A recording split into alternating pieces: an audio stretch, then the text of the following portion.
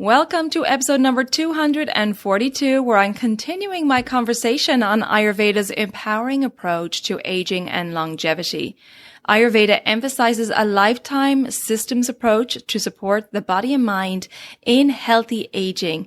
And these actions will not only promote longevity, but also vitality and purpose in life. So please stay tuned.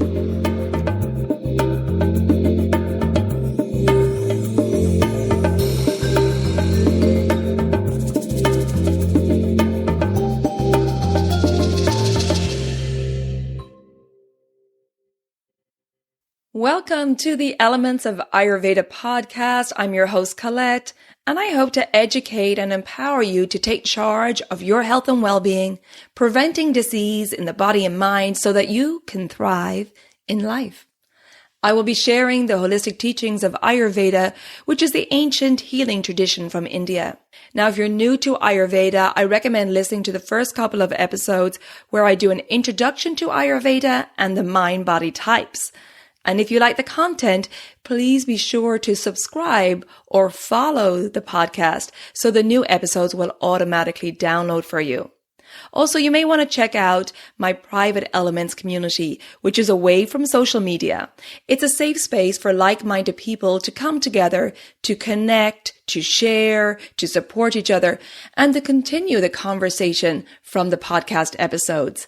Check out the link in the show notes or visit my website, elementshealingandwellbeing.com, and just click on the community tab. And I hope to connect with you there. Thanks for listening. And now here's a new episode.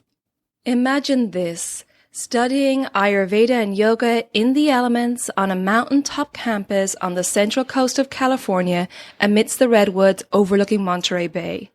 Well, there's no need to imagine because this is the location of Mount Madonna Institute, which is a regionally accredited institution whose programs are recognized by NAMA.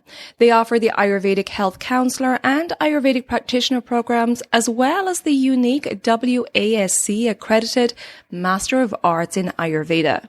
Their community of students meet monthly on the mountaintop with complimentary online sessions held weekly.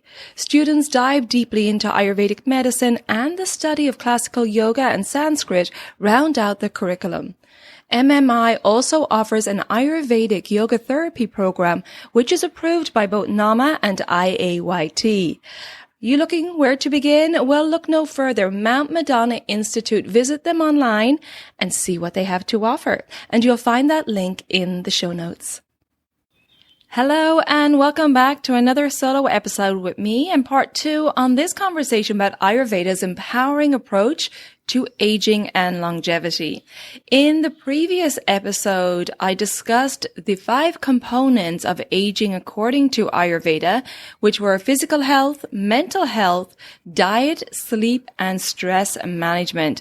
And in today's episode, I'm going to continue on and discuss the 6th and final component of aging according to Ayurveda, and that's Rasayana. Now, if you haven't checked out part 1 of this episode, I recommend you check out that episode because this episode will make a lot more sense if you listen to episode number 241 beforehand. Okay, so today the focus is on Rasayana, and Rasayana is the study of anti-aging, longevity, and rejuvenation.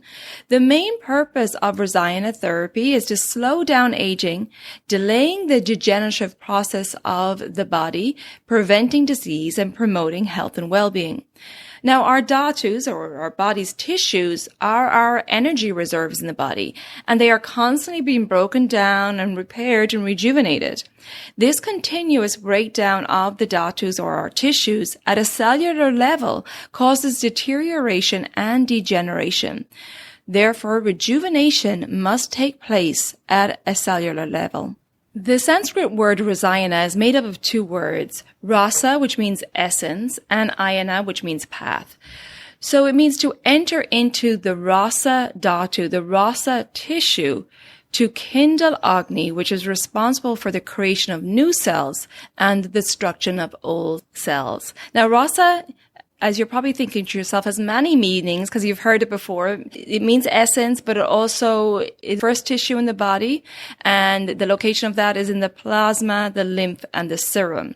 So Rasayana means rejuvenating that tissue, kindling the Agni, the fire in the tissue, which in the Rasa tissue, which is responsible for the creation of new cells and the destruction of old cells. When our cells live longer, we live longer. And these cells build and maintain healthy dhatus or tissues throughout the body, giving us strength, vitality, and a strong immune system. Now, Professor R.H. Singh in 1972 stated that Ayurvedic Rasayanas act on 3 levels. They act at the level of Rasa, which we just mentioned, the first tissue, which is located in the plasma, lymph, and serum.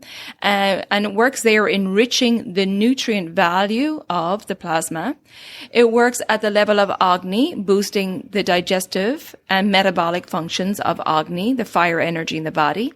And at the level of srotas. Now, srotas means channels, and it promotes microcirculation and tissue perfusion. So you can see how it can have a real rejuvenating effect on the body.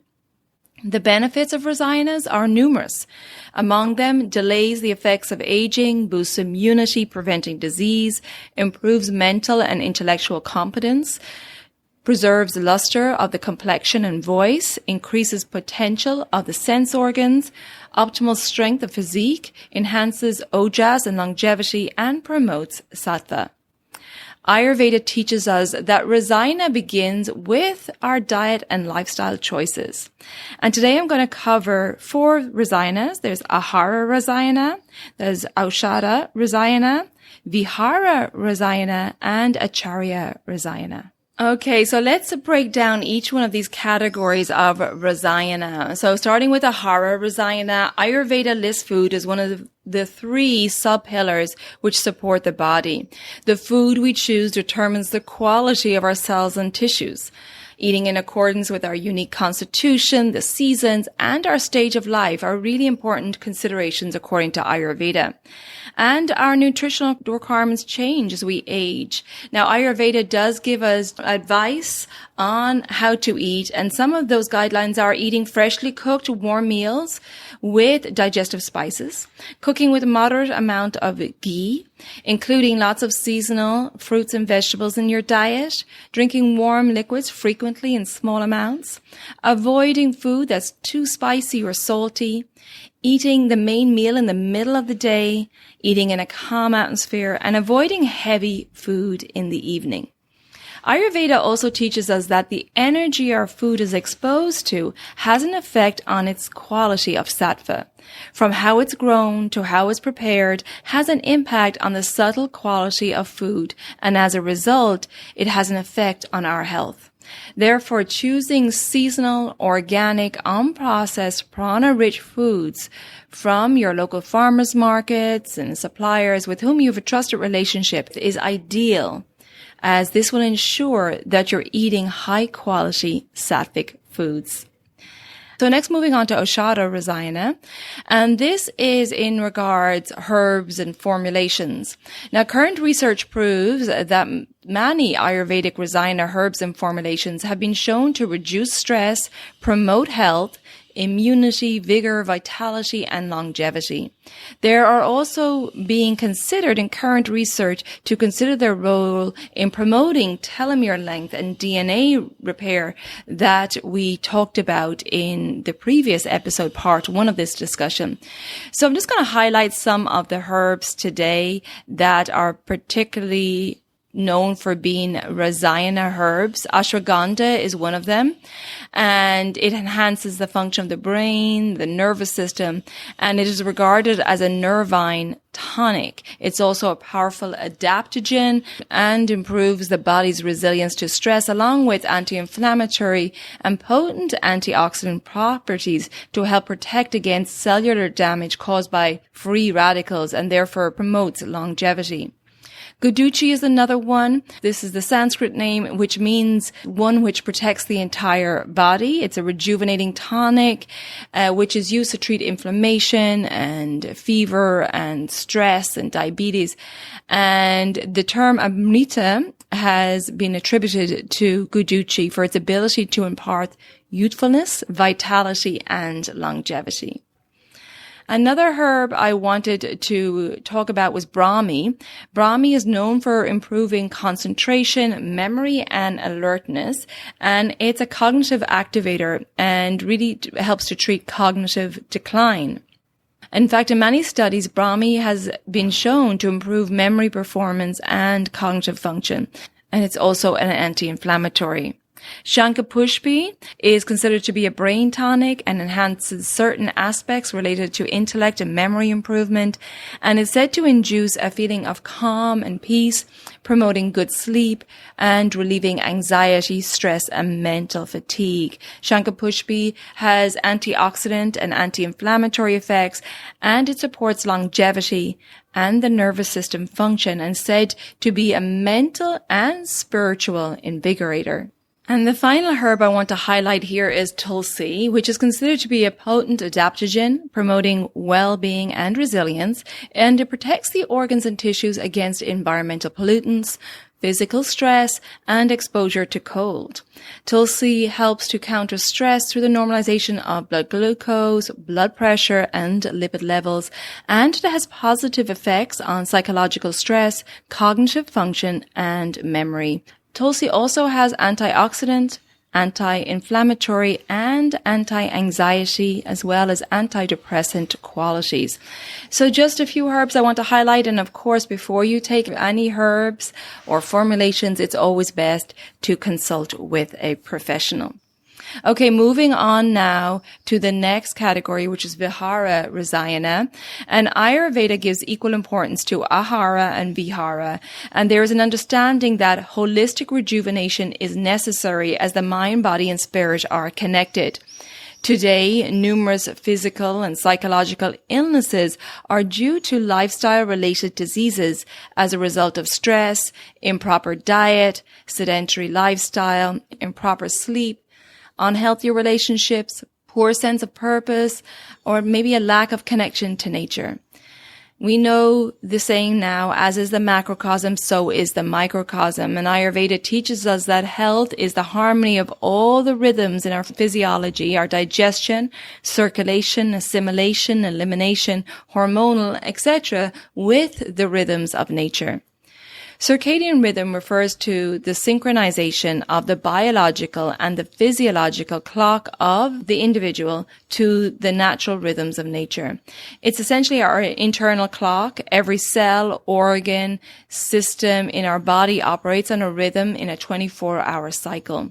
And a disruption to this rhythm can lead to an imbalance in the body-mind, with early signs being negative effects in our sleep-wake cycle and in the digestive system. So that's why we need to pay attention to these small signals that our body is not in rhythm with the circadian rhythms, because longer term effects of circadian disruption can result in physical and mental disease and accelerated aging.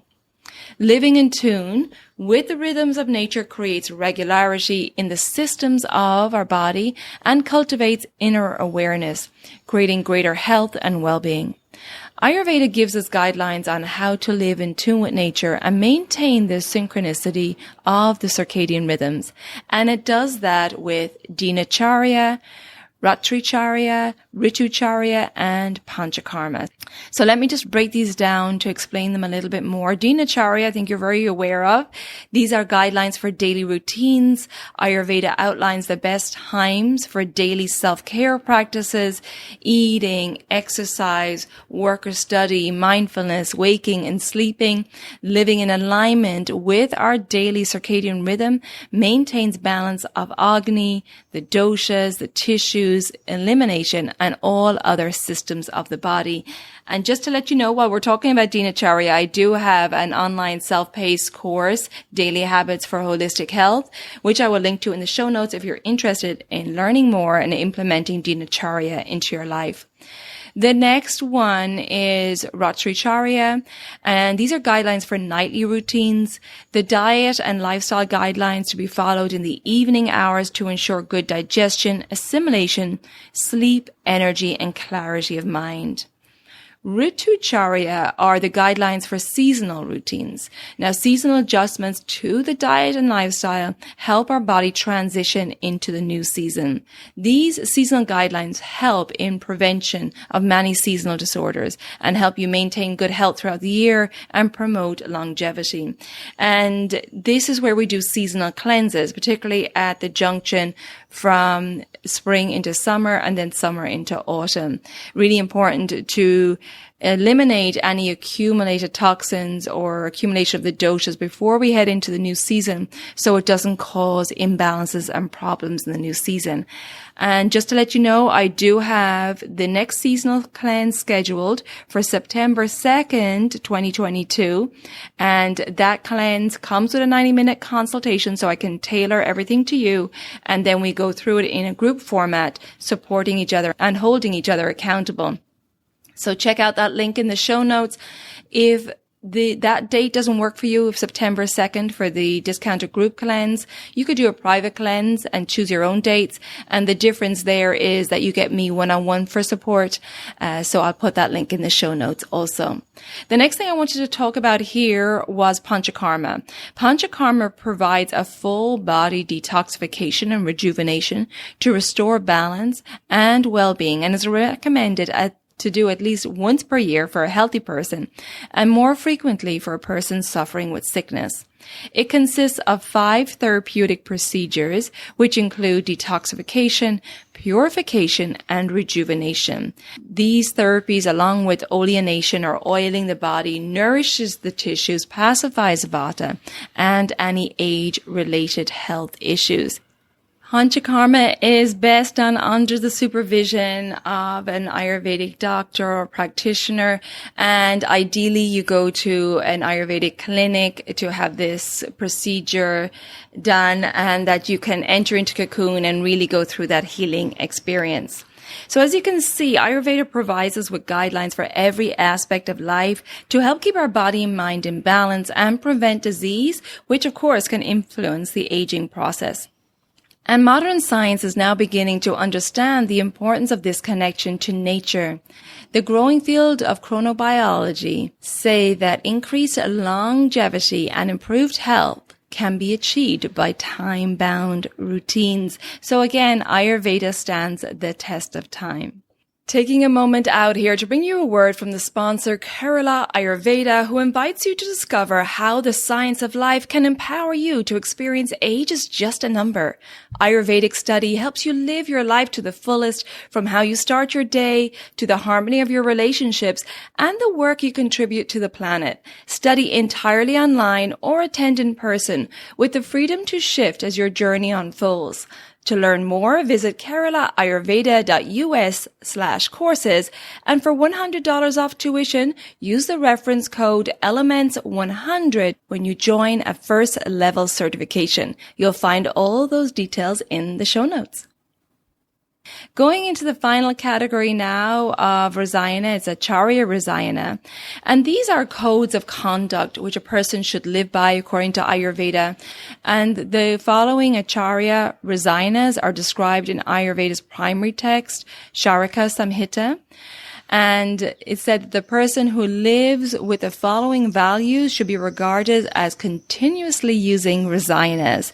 And they are being truthful, free from anger, non-indulgent in alcohol and sexual intercourse, non-violent, non-exerting, calm, sweet-spoken, engaged in meditation, engaged in cleanliness, a person who perseveres, observing charity, practicing religion, respectful towards teachers and elders, devoted to love and compassion, balanced in sleep and wakefulness, using ghee regularly, knowing the measure of time and place, unconceited, well-behaved, simple, controlling the senses, keeping the company of elders, being positive, being self-controlled, and devoted to the Vedic scriptures. So Ayurveda understood that if our actions and emotions were sattvic, that the resulting subtle impressions on our body and mind would be a Rasayana or a longevity therapy. Modern science is now beginning to understand the effect that our positive emotions and behaviors have on our physical health through the release of neuropeptides. Negative emotions release neurochemicals that strain and damage the organs, whereas positive emotions release health-promoting chemicals. So they are the 6 components of aging according to Ayurveda.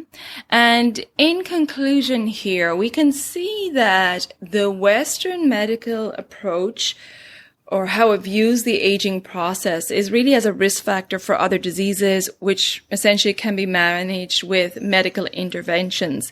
However, this approach of managing the disease or a disease in its manifested form is a reductionist approach and very disempowering for the individual, because they essentially feel they have no control.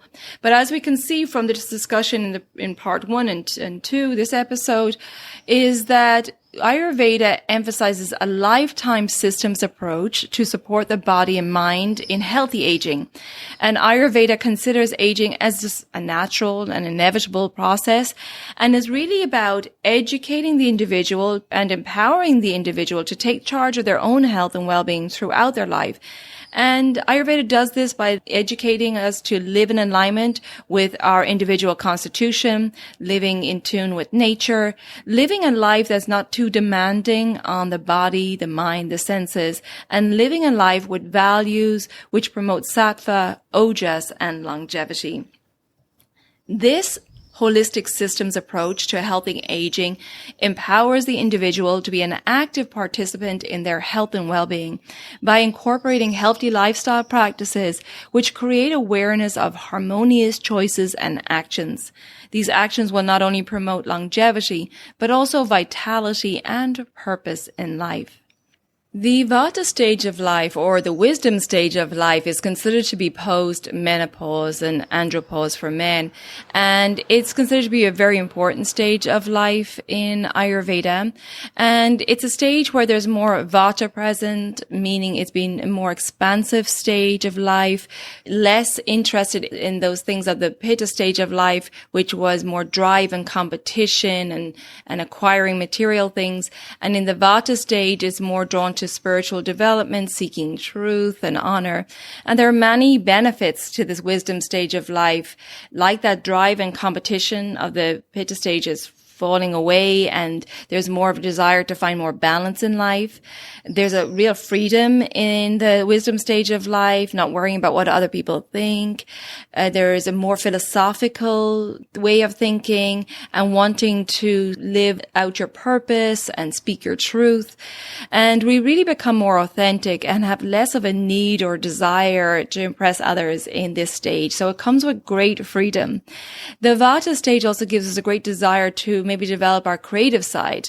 And that could be, gardening, art, music, writing, helping others, creative ideas. And people in this stage of life really make the best coaches. It's the perfect time to be sharing that knowledge you acquired over the lifetime. And elders can really play a vital role in our families and our communities in leadership positions, mentorship, teaching, counseling, and spiritual guidance. But as we can see with this 2-part discussion, is that in order to enjoy optimal health and well-being during the wisdom stage of life, we must begin our self-care practices in the Pitta stage of life, which is from puberty to menopause. And if we have reached the Vata stage of life and have not taken the time to understand our unique constitution and how to maintain balance in our body and mind, well, our later years may become more challenging. Our body's ability to rejuvenate declines as we age, and so we will benefit greatly by having healthy food and lifestyle habits in place in the Pitta stage of life to support our body and mind as we age. So there you go. Lots of inspiration to help you promote longevity and positive aging. And I think it's really how our outlook is throughout our life and how we make conscious choices in all aspects of our life.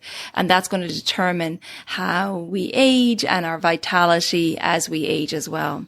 If you would like any support on this journey, please reach out. I offer online consultations, at-home cleanses. We have the discounted group cleanse coming up September 2nd. And I also have that online program, Daily Habits for Holistic Health, which is a self-paced program. So lots of choices there. If you want to talk to me in advance of booking anything and see what's right for you, I offer a free 15-minute online call. So I'll put all those links in the show notes. Please check them out and check out the show notes for any other links mentioned in this episode. Thank you so much for tuning in. If you think this episode will be helpful for family or friends, please share it with them. You may also want to share the part 1 of this episode so it makes a little bit more sense. And if you haven't already subscribed or followed the podcast, please do so wherever you listen to your podcast, and the new episodes will automatically download for you. And if you would like to rate or review the podcast, I would really appreciate that. You can find me on social media under Elements Healing and Wellbeing on Instagram and Facebook. And until next time, take good care of yourself, be well, and bye for now. Slán go fóill.